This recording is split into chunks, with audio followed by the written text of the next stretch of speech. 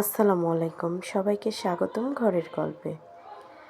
আজকে একটি নতুন বাবু দেখতে যাব।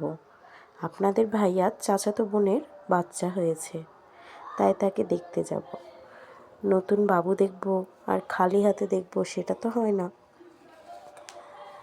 যেহেতু চাচাতো ননদের বাচ্চা হয়েছে, তার মেয়ে বাচ্চা হয়েছে, তাই তার জন্য কিছু গিফট কিনেছি। দেখুন, দেখে অবশ্যই জানাবেন গিফটগুলো কেমন হয়েছে। যেহেতু এখন শীতকাল, একটা তয়লা রেখেছি, টুপি নিয়েছি,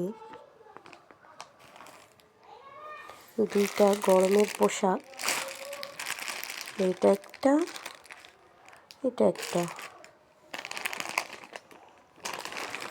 আর এটা শীতের জন্য নিয়েছি, এটাও শীতের। কেমন হয়েছে অবশ্যই জানাবেন।